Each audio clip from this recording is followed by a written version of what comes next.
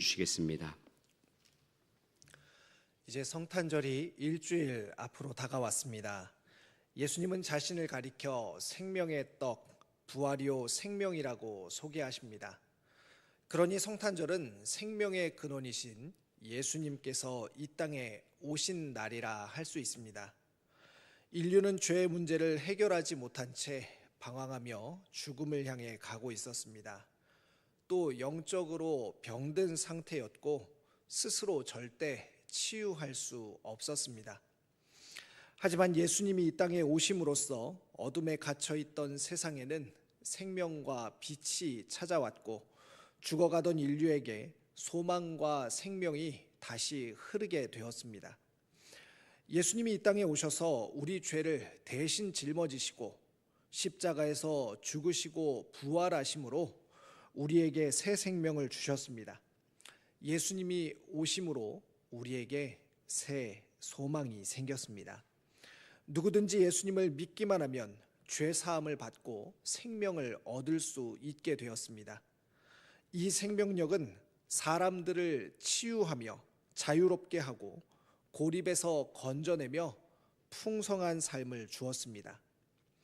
그런데 안타깝게도 요즘 주위를 둘러보면 이런 생명력이 잘 느껴지지 않는 것 같습니다. 성도님들의 삶은 어떠십니까? 사람들로부터 생명력을 빼앗아가는 혼란스러운 사회와 어려운 경제 상황과 냉소와 이기 속에서 말씀을 통해 다시금 생명력을 흘려보내시는 예수님을 바라보시게 되기를 간절히 소망합니다. 주님의 오심을 기다리는 연말에 생명의 근원이신 예수님을 다시 한번 기억하고 그분으로부터 받은 생명력을 흘려보내는 삶을 결단하시게 되기를 축복합니다. 오늘 우리가 함께 나눌 마가복음 5장의 혈루증 여인 이야기는 생명력이 흘러가는 삶이 무엇인지, 또 예수님이 우리에게 어떤 생명력을 주시는지 잘 보여줍니다. 세 단계로 나눠서 살펴보겠습니다. 먼저 생명력을 잃어버린 우리의 삶을 좀 들여다봐야 합니다. 본문 25절과 26절인데요. 같이 한번 읽어보겠습니다. 25절과 26절입니다. 시작. 12해를 혈루증으로 알아온 한 여자가 있어 많은 의사에게 많은 괴로움을 받았고 아무 효험이 없고 도리어 더 중하였던 자에. 혈루증을 앓던 여인의 삶은 생명력을 잃어버린 삶이었습니다. 그녀는 12년 동안 끊임없이 병을 앓았습니다. 오늘날로 말하면 매일 출혈이 멈추지 않는 병이었습니다. 그 고통이 얼마나 컸을까요? 12년 동안 몸은 약해지고 마음도 지쳐버렸을 것입니다. 하지만 이 여인의 병은 단지 이 여인의 문제는 단지 몸의 병만이 아니었습니다. 당시 유대 사회에서 혈루증이라는 병은 부정한 병으로 여겨졌습니다. 그래서 이 병에 걸린 사람들은 사람들에게 가까이 갈 수 없었고 가족들과도 떨어져 지내야만 했습니다. 당연히 성전에도 나갈 수 없었으니 하나님께 예배하는 것도 불가능하였습니다. 그녀는 철저하게 혼자 고립되었습니다. 사람들과의 관계는 단절되었고 병을 고치기 위해 수많은 의사들에게 돈도 다 썼지만 오히려 상태는 점점 더 악화되었습니다. 육체의 병, 외로움, 그리고 경제적 파산까지 이 여인의 삶은 모든 희망이 끊어진 삶이었습니다. 아무도 그녀를 도와줄 수 없었고 그녀 스스로도 더 이상 할 수 있는 것이 없었습니다. 그야말로 생명력이 다 빠져나가 버린 삶, 그것이 이 여인의 모습이었습니다. 이렇게 말하고 나니 정말 텅 빈 껍데기만 남은 그녀의 삶이 금방이라도 부서져 버릴 것만 같습니다. 그런데 저는 이 여인의 모습이 낯설지 않게 느껴집니다. 우리도 이런 삶을 경험하기 때문입니다. 예를 들면 몸이 아파 병원에 가지만 낫지 않는다던가, 경제적으로 어려워 살림이 무너질 것 같다든가, 혹은 인간관계가 엉망이 되어 외롭고 고립된 마음이라든가 하는 것들은 우리도 경험하니 말입니다. 사랑하는 성도님들, 성도님들의 삶은 어떠하십니까? 한 해를 마무리하는 이 시점에서 속이 꽉 찬 배추처럼 알찬 삶으로, 튼튼한 삶으로 여겨지십니까? 그렇다면 참으로 감사하고 복된 일입니다. 반면 우리 주변에도 여전히 이렇게 병든 마음과 고통 속에 갇혀 지내는 사람들이 있습니다. 겉으로는 멀쩡해 보여도 마음 한구석이 텅 빈 것처럼 느껴지고 삶의 생명력이 사라진 것만 같은 그런 사람들이 있습니다.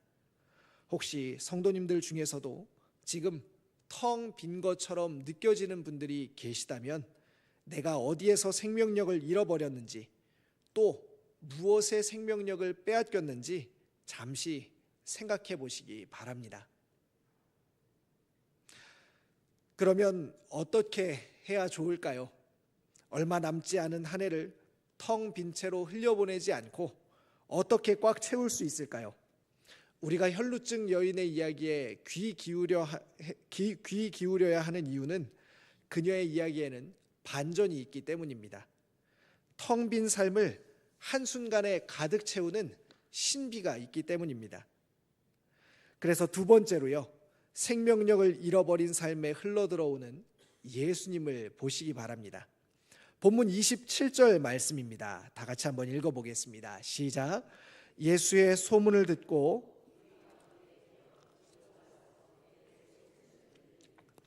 우리는 곧바로 여인이 손을 댄 행위에 집중하게 됩니다.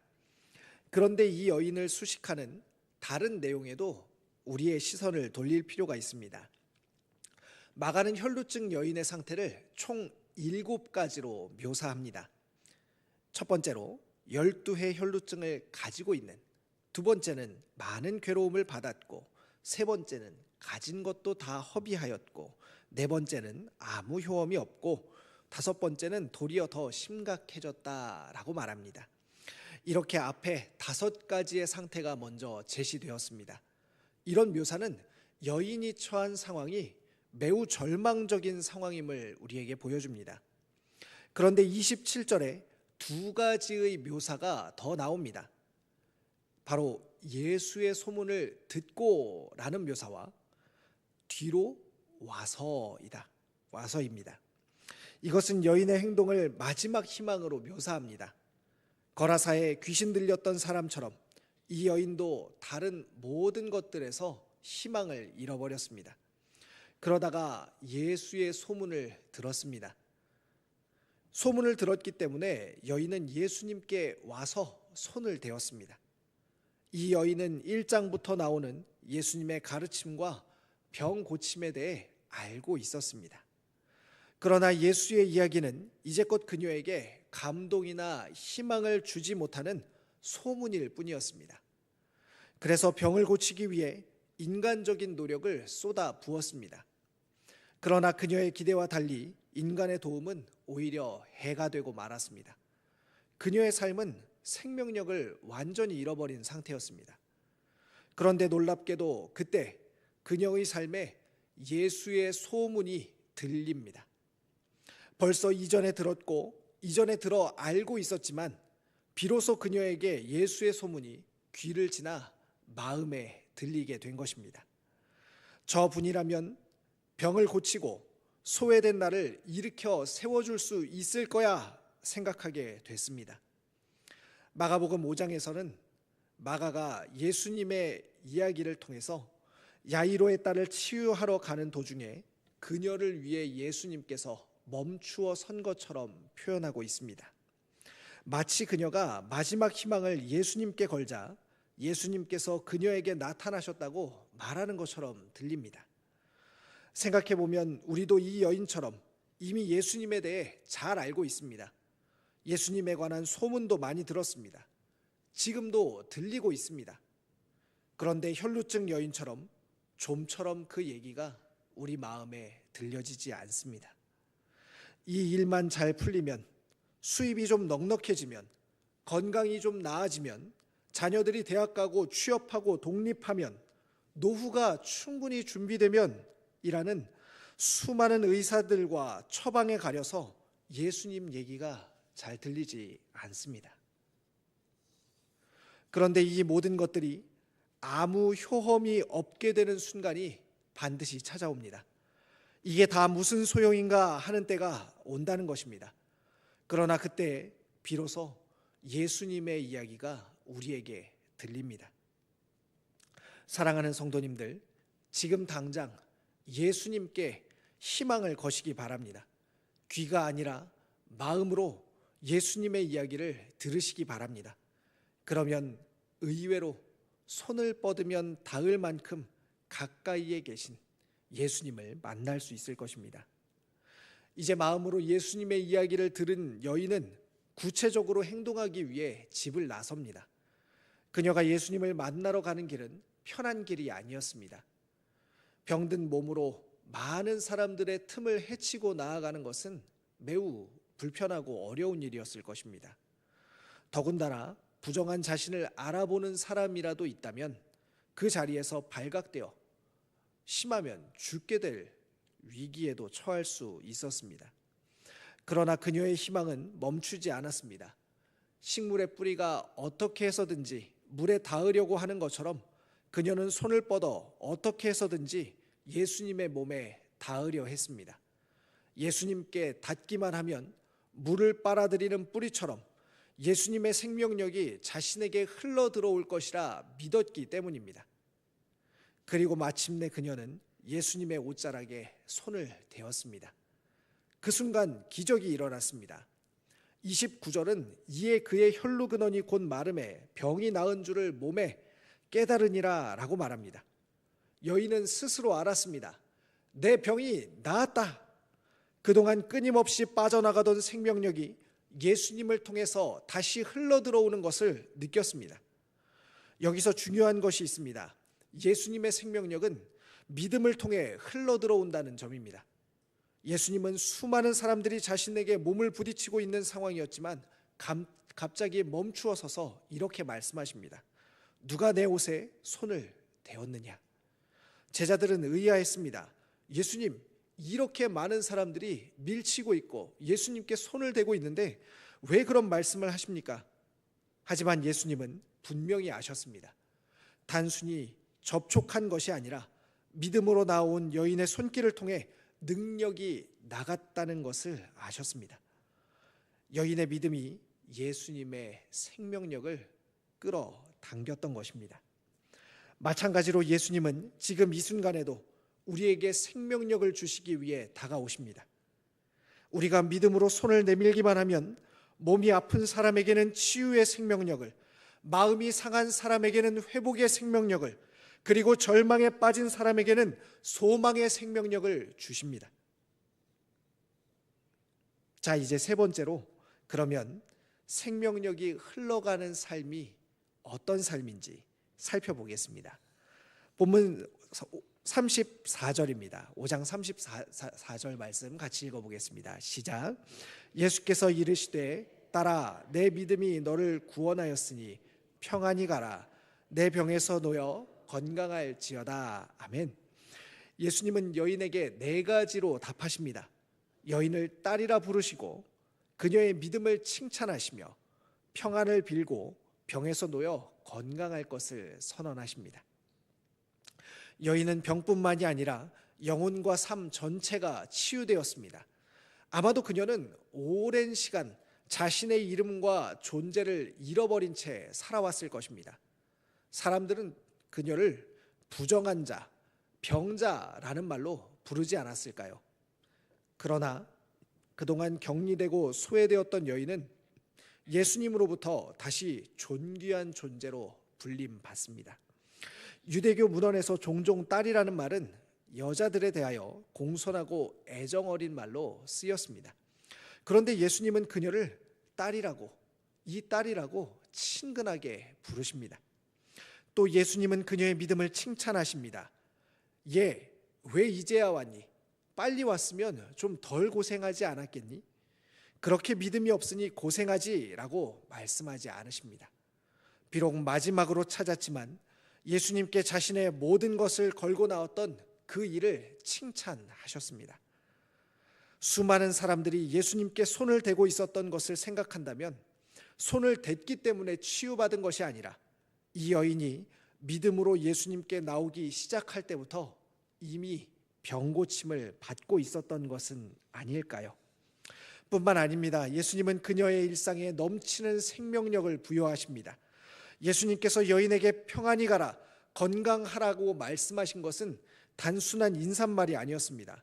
누구도 그녀가 부정한 병에서 나았다는 것을 알 수 없었습니다.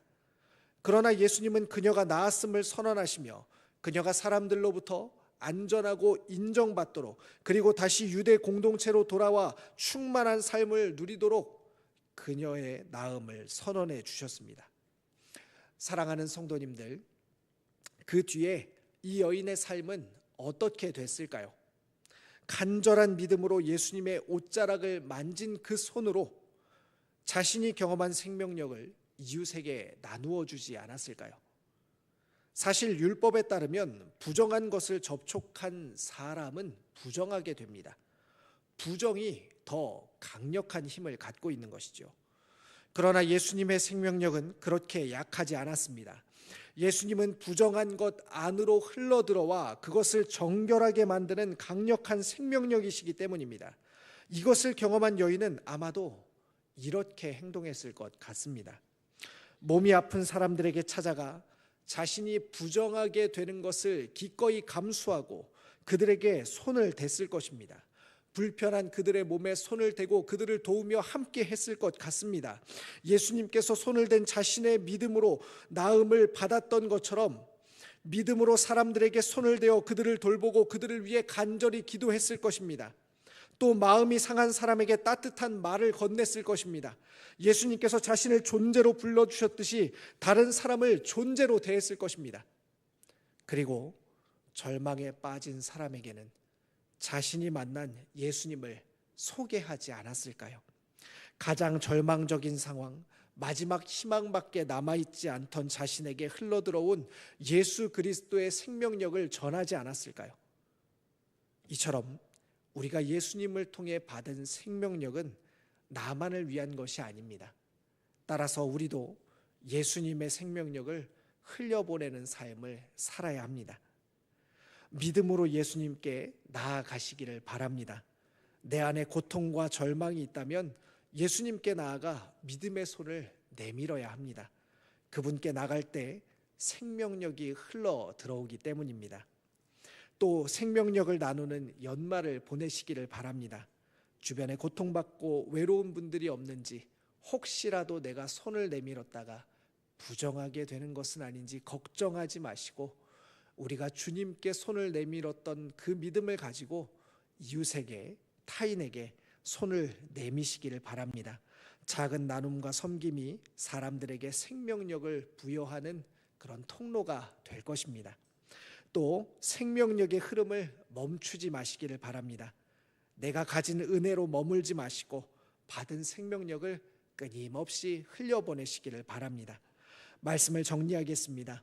사랑하는 성도님들, 생명의 근원이신 예수님이 우리 삶에 찾아오셔서 우리의 절망을 치유하고 회복해 주셨습니다. 이제 우리가 해야 할 일은 그 생명력을 이웃에게 나누는 일입니다. 비록 지금까지 텅 빈 것 같은 한 해를 보내셨어도 괜찮습니다. 지금 당장 생명력이 가득한 삶을 살 수 있기 때문입니다. 우리 삶을 충만하게 하시는 예수님의 이야기에 마음을 활짝 열고 믿음으로 손을 뻗으시기 바랍니다. 그리고 예수님으로부터 흘러들어온 생명력을 다시 흘려보내는 삶을 사시기를 바랍니다. 한 해의 끝자락에서 예수님의 오심을 기다리며 예수님의 생명력을 가정과 이웃에 흘려보내시기를 바랍니다. 따뜻한 사랑과 위로를 전하며 생명력의 흐름이 살아있는 삶을 사시는 저와 우리 모두가 되기를 간절히 축원합니다. 기도하겠습니다.